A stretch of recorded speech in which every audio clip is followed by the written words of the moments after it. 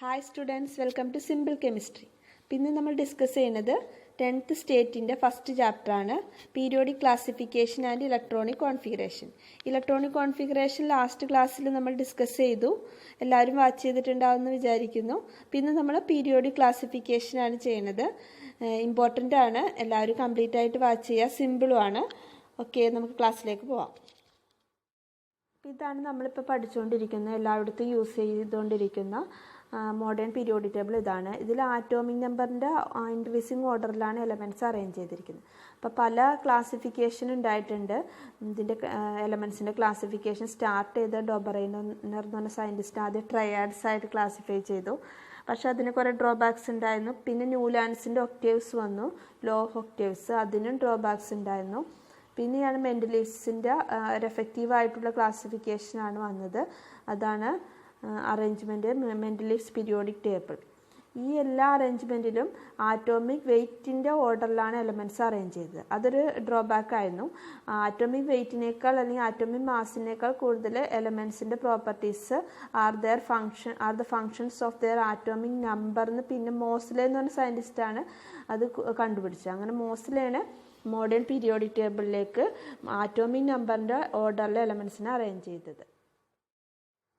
Modern periodic table has 18 vertical columns known as groups and 7 horizontal rows known as periods. അപ്പോൾ വെർട്ടിക്കലായിട്ടുള്ള കോളത്തിന് നമ്മൾ groups എന്നും horizontal കോളത്തിന് periods എന്നാണ് പറയുന്നത്. 18 vertical columns ഉണ്ട്. നിങ്ങൾ കൗണ്ട് ചെയ്ത് നോക്കിയാൽ അറിയാം. 18 വെർട്ടിക്കൽ കോളംസും 7 പീരീഡ്സും ആണ് ഉള്ളത്. പിന്നെ elements with same number of വാലൻസ് electrons are placed in the same group. Example ആയിട്ട് ലിഥിയം, സോഡിയം, പൊട്ടാസ്യം, ഇതെല്ലാം സെയിം ഗ്രൂപ്പിലാണ് വന്നത്, ഫസ്റ്റ് ഗ്രൂപ്പിലാണ് വന്നത് അല്ലേ. അപ്പോൾ ഇതിൻ്റെ എല്ലാത്തിൻ്റെയും ഇലക്ട്രോണിക് കോൺഫിഗറേഷൻ എടുത്താൽ ലിഥിയം 3 ആണ് ആറ്റോമിക് നമ്പർ, 2,1 വരും. സോഡിയം 11 ആറ്റോമിക് നമ്പർ, 2,8,1 വരും. പൊട്ടാസ്യം 19 ആറ്റോമിക് നമ്പർ, 2,8,8,1 ആണ് വരുന്നത് അല്ലേ.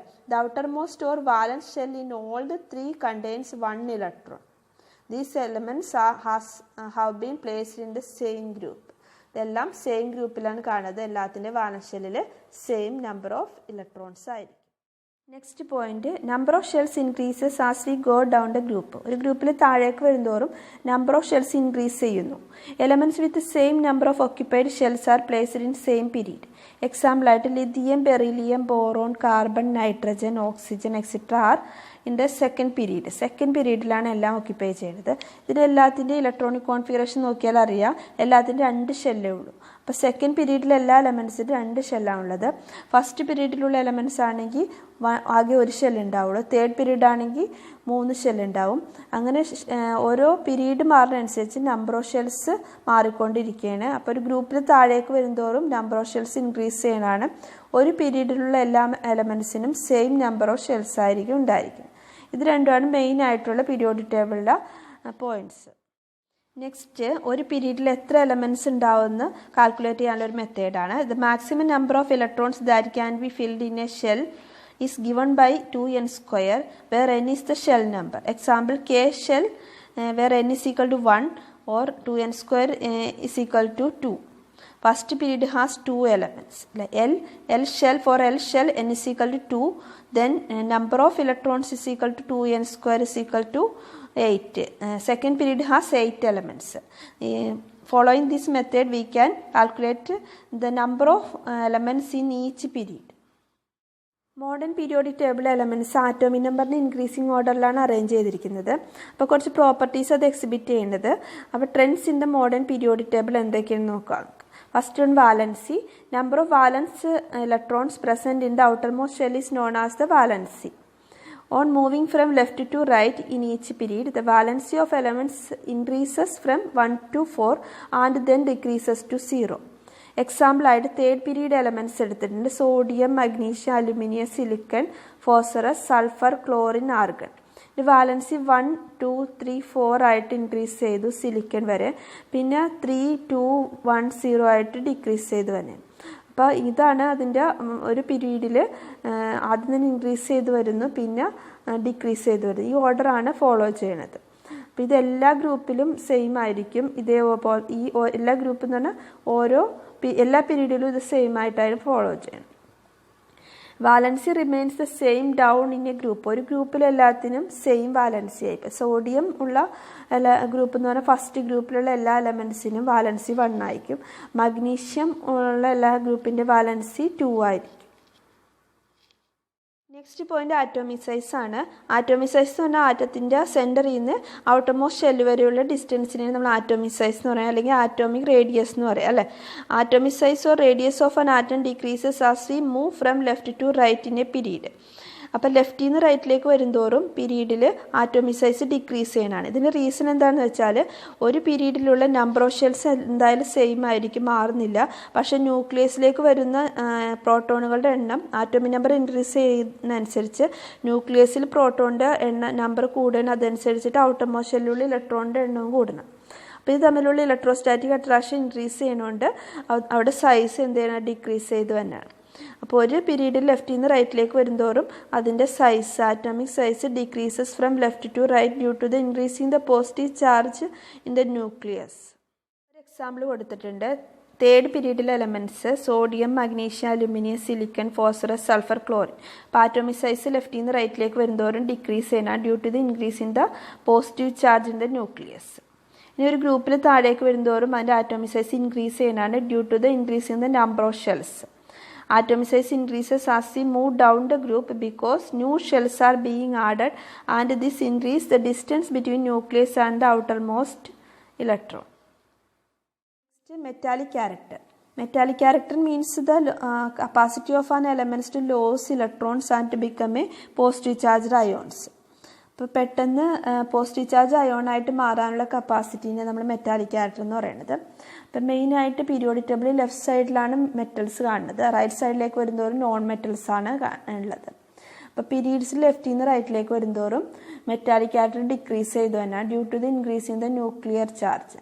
ന്യൂക്ലിയർ ചാർജ് ഇൻക്രീസ് ചെയ്യുമ്പോൾ ഇലക്ട്രോൺ ലോസ് ചെയ്യാനുള്ള കപ്പാസിറ്റി കുറയും. അപ്പോൾ ഒരു പീരീഡിൽ ലെഫ്റ്റിൽ നിന്ന് റൈറ്റിലേക്ക് വരുന്തോറും മെറ്റാലിക് ക്യാരക്ടർ ഡിക്രീസസ്. ആൻഡ് ഒരു ഗ്രൂപ്പ് എടുക്കുകയാണെങ്കിൽ ഗ്രൂപ്പിൽ ടോപ്പിൽ നിന്ന് ബോട്ടത്തിലേക്ക് വരുന്തോറും അതിൻ്റെ മെറ്റാലിക് ക്യാരക്ടർ ഇൻക്രീസ് ചെയ്തു തന്നെയാണ് due to the increase in the number of shells. Increase ചെയ്യുമ്പോൾ അതിൻ്റെ സൈസ് ഇൻക്രീസ് ചെയ്യണം. അപ്പം ന്യൂക്ലിയസും ഔട്ടർമോസ്റ്റ് ഷെല്ലും തമ്മിലുള്ള ഇൻട്രാക്ഷൻ കുറഞ്ഞു വരികയാണ്. അപ്പോൾ ഇലക്ട്രോൺസിന് പെട്ടെന്ന് ലോസ് ചെയ്യാം. അപ്പം മെറ്റാലിക് ക്യാരക്ടർ ഇൻക്രീസ് ചെയ്യണം. അപ്പോൾ ഗ്രൂപ്പിൽ താഴേക്ക് വരുന്തോറും മെറ്റാലിക് ക്യാരക്ടർ ഇൻക്രീസ് ചെയ്യുന്നു. പീരീഡിൽ ലെഫ്റ്റിൽ നിന്ന് റൈറ്റിലേക്ക് വരുന്തോറും മെറ്റാലിക് ക്യാരക്ടർ ഡിക്രീസ് ചെയ്താണ് വരുന്നത്.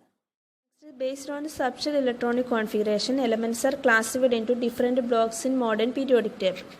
They are S, P, D, F. First 2 group ചേർന്നതിന് S ബ്ലോക്ക് എന്നും 13 to 18 ഗ്രൂപ്പിന് P ബ്ലോക്ക് എന്നും പറയുന്നു. അതുപോലെ group 3 to group 12 D block എന്നാണ് പറയുന്നത്. ലാസ്റ്റ് 2 ഹൊറിസോണ്ടൽ റോസിന് നമ്മൾ F ബ്ലോക്ക് എന്ന് പറയുന്നു. The blocks to which the elements belong will be the same as the subshell to which the last electron is added. ഇത് നമുക്ക് വേണമെങ്കിൽ ഒന്ന് എക്സാമ്പിൾ എടുത്ത് ചെക്ക് ചെയ്യാം. ബെറിലിയം, അയൺ, ആർഗൺ 3 എക്സാമ്പിൾ ഇവിടെ കൊടുത്തിട്ടുണ്ട്. ഇതിൽ ബെറിലിയത്തിൻ്റെ ഇലക്ട്രോണിക് കോൺഫിഗറേഷൻ വരുന്നത് 1s2 2s2 ആണ്. അപ്പോൾ വാലൻഷ്യൽ ഇലക്ട്രോൺ S ഓർബിറ്റലിലേക്കാണ് പോകുന്നത്, അതുകൊണ്ട് അത് S ബ്ലോക്കിലാണ് വരുന്നത്.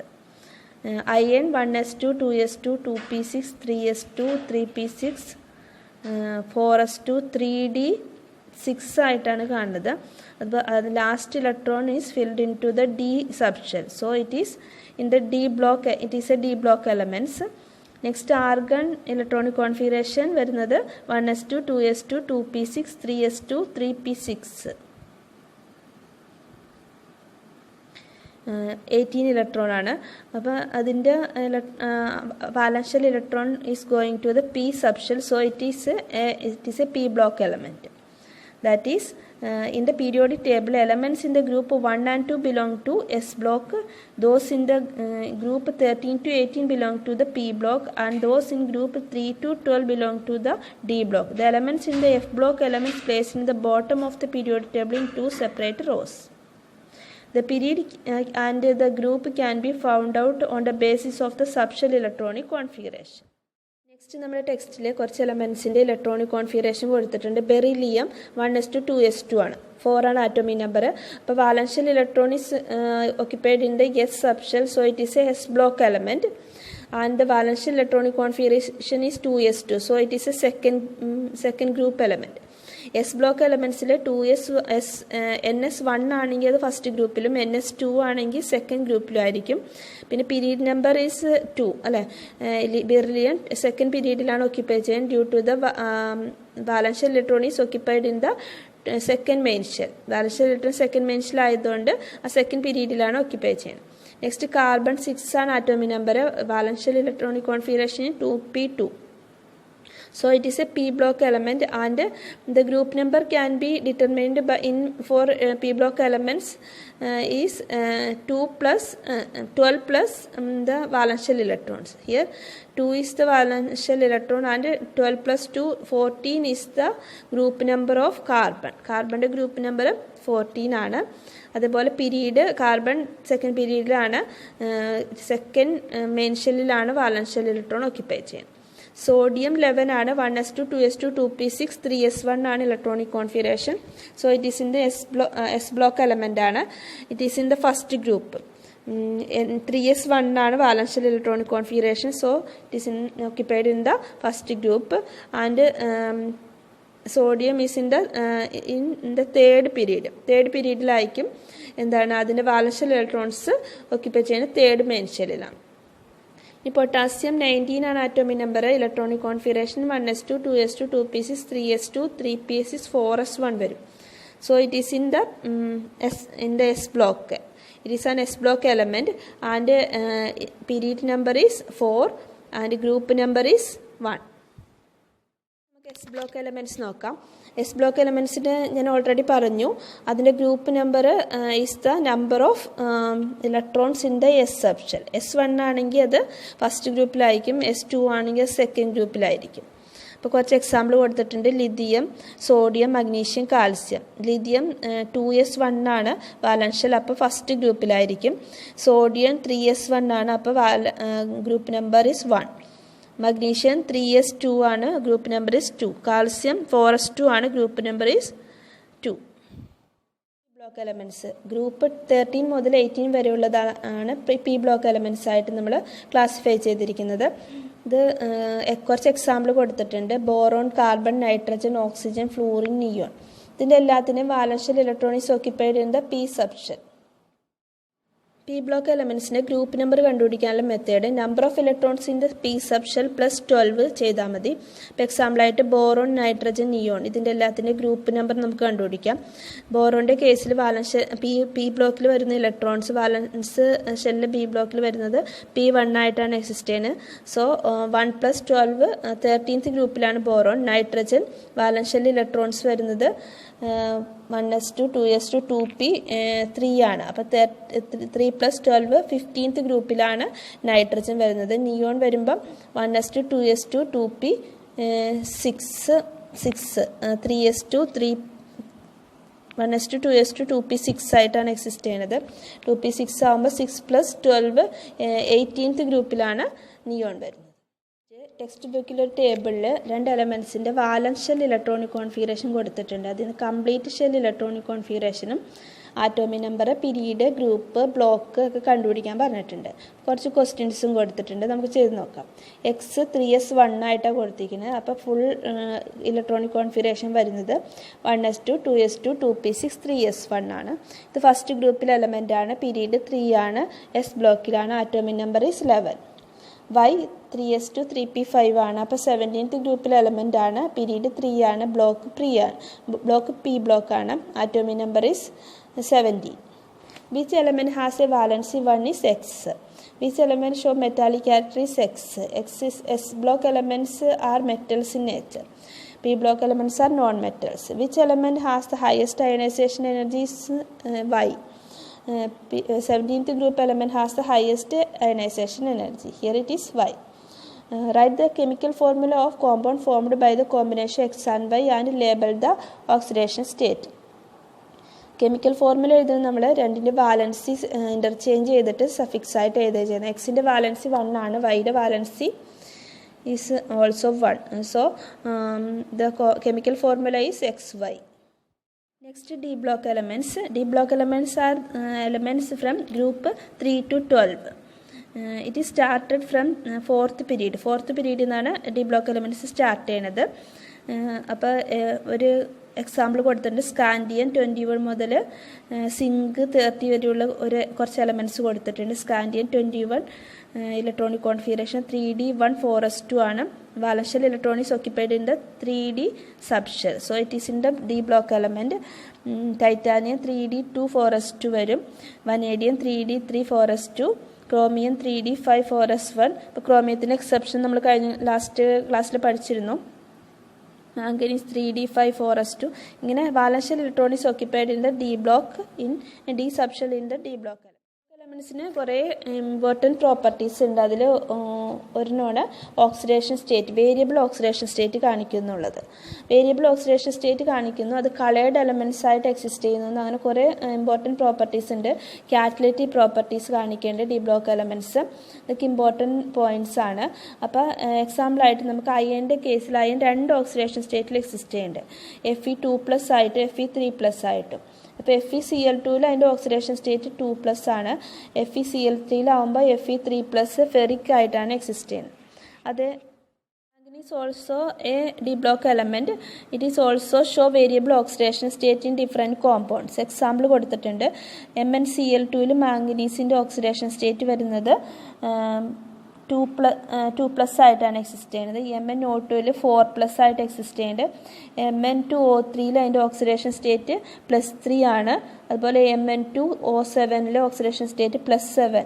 അങ്ങനെ വേരിയബിൾ ഓക്സിഡേഷൻ സ്റ്റേറ്റിൽ എക്സിസ്റ്റ് ചെയ്യുന്നുണ്ട് മാംഗനീസ്.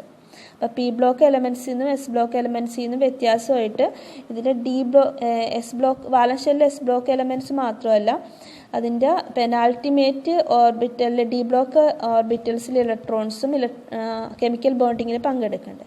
അതുകൊണ്ടാണ് മെയിനായിട്ട് ഇത് വേരിയബിൾ ഓക്സിഡേഷൻ സ്റ്റേറ്റ് കാണിക്കുന്നത്. F block elements are arranged at the bottom of the periodic table. 2 raw ആയിട്ടാണ് കൊടുത്തിരിക്കുന്നത്. 4F 5F എന്ന് നെയിമിംഗ് കൊടുത്തിട്ടുണ്ട്. 4F elements are also known as lanthanides and 5F elements are also known as actinides. ഇപ്പോൾ 6th പീരീഡിൽ ലന്താനം കഴിഞ്ഞ് വരുന്ന 14 എലമെൻസിനെയാണ് നമ്മൾ lanthanides എന്നും 7th പീരീഡിൽ ആക്ടിനിയം കഴിഞ്ഞ് വരുന്ന 14 എലമെൻസിനെ നമ്മൾ ആക്ടിനൈഡ്സ് എന്നും അറേഞ്ച് ചെയ്തിരിക്കുകയാണ്. അപ്പോൾ ഇത് 6th 7th പീരീഡിലെ എലമെൻസ് ആണ് ലാന്തനൈഡ്സും ആക്ടിനൈഡ്സും. ഇനി നമുക്കപ്പോൾ എഫ് ബ്ലോക്ക് എലമെൻറ്റ്സിൽ valence shell electron is occupied in the F സബ്ഷെല്ലിലായിരിക്കും. അപ്പോൾ ഒരു ആറ്റത്തിൻ്റെ electronic configuration subshell electronic configuration വെച്ച് നമുക്കതിൻ്റെ പീരീഡ്, ഗ്രൂപ്പ് നമ്പർ, ബ്ലോക്ക്, അതിൻ്റെ മെറ്റാലിക് ക്യാരക്ടർ, അയണൈസേഷൻ എനർജി ഇതെല്ലാം കണ്ടുപിടിക്കാൻ പറ്റും. അപ്പോൾ പീരിയോഡിക് ക്ലാസിഫിക്കേഷൻ്റെ ബേസിക് ഐഡിയയാണ് നമ്മളിന്ന് ഡിസ്കസ് ചെയ്തത്. എല്ലാവരും കംപ്ലീറ്റ് ആയിട്ട് വാച്ച് ചെയ്യാം. ഇനി നെക്സ്റ്റ് ക്ലാസ്സിൽ നമുക്ക് മോൾ കൺസെപ്റ്റിനെ കുറിച്ചാണ് ഡിസ്കസ് ചെയ്യുന്നത്. അപ്പോൾ എല്ലാവരും ചാനലൊക്കെ സബ്സ്ക്രൈബ് ചെയ്യണം. Thank you for watching. By.